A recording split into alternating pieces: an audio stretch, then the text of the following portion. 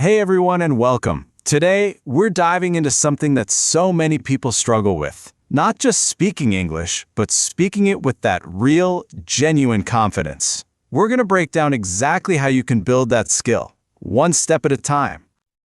Okay, be honest. Does the idea of just starting a conversation in English make your heart beat a little faster? You know that feeling? Maybe you get a bit shy or even intimidated?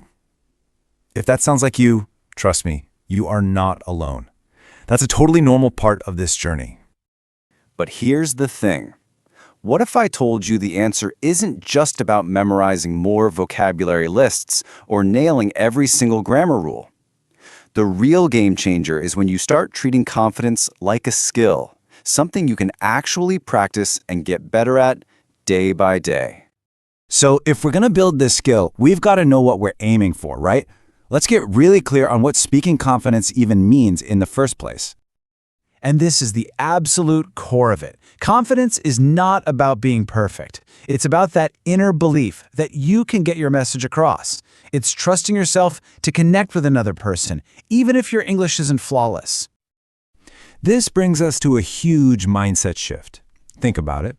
If your goal is perfection, every little mistake feels like a failure. But if you change your goal to communication, then every single time you try, it's a win because you're connecting. Always aim for connection, not perfection.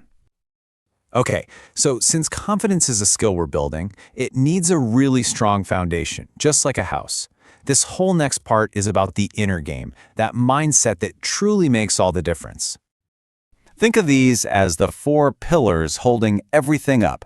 First, you've got to embrace mistakes. Seriously, they are your best teachers. Second, practice consistently. You don't need hours. Even a few minutes every day builds incredible momentum. Third, foster that positive mindset. You got to celebrate your small wins. And finally, take it one step at a time with tiny, achievable goals, so you build up your confidence without feeling totally overwhelmed. All right, with that mindset in place, let's move from theory into practice. Here are some real-world actions you can start taking, like right now. So, here's our toolkit of strategies. We're going to dive into a few of these in a little more detail, from the surprising power of your own body language to a secret weapon that all great speakers use. Let's kick things off with one that might sound a little strange at first. I know, it sounds kind of backward, right? To speak better, you need to listen more. But it is absolutely true. The more you listen to podcasts, music, movies, the more your brain just soaks up the natural rhythm and phrases of the language. It's like you're loading your mind with all the building blocks you'll need later. This is a really cool little life hack. You can literally use your body to trick your brain into feeling more confident. Before you have to speak, just stand a little taller, pull your shoulders back, maybe put a little smile on your face. That powerful posture sends a signal to your brain that says, hey, we've got this, and you'll be amazed how your voice follows. It really works. Look, you do not have to jump into a deep philosophical debate on your first try. Start small. I mean really low-pressure situations. Ask someone for the time, order a coffee, or just say hello and introduce yourself.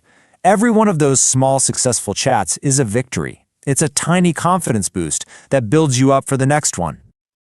Now, let's talk about the biggest obstacle for pretty much everyone: fear. Feeling anxious is normal, but it doesn't have to be in the driver's seat. It is time to face these fears head on. And here it is, the number one fear that holds so many people back. That nagging worry that people might laugh at you or think you're not smart. That feeling can be absolutely paralyzing. So here's how we're going to reframe that. A mistake is not a failure. It's just a data point. It shows you exactly what you can work on. And hey, guess what? Native English speakers make mistakes all the time. The goal isn't to be perfect. It's just to be brave enough to try. This is another huge one, especially if you're a bit worried about your accent or pronunciation. You've got something important to say, but you're terrified the message is just going to get lost. And the solution here is so freeing. Your goal is simply to be understood. That's it. It's not to sound like you grew up in New York. Trust me, most people are focused on what you're saying, not how you're saying it. Just aim for clarity, not a perfect accent. This can be so intimidating. You're trying your best to follow along, but the other person is speaking at lightning speed, maybe with an accent you're not used to, and you just feel completely lost. The fix for this is simple, but so powerful. You have permission to control the pace of the conversation. It is 100% okay. In fact, it shows you're engaged to politely say, "I'm sorry, could you speak a little slower, please?" Most people will be more than happy to help you out. Okay, we have covered so much ground here. We've talked mindset, practical tips, and we faced down those big common fears. Let's bring it all together into a clear path forward for you. So here it is, your confidence blueprint. 3 key things to remember. Number 1, your mindset is the foundation. Aim for communication, not perfection. Number 2, consistent practice is how you actually build the skill, bit by bit. And number 3, fear is normal, but now you have the tools to manage it. And that brings us to the final, most important thought. Confidence isn't built by watching videos or reading about it. It's built by doing. So my question for you is this. What is one small, simple conversation you are going to challenge yourself to start today?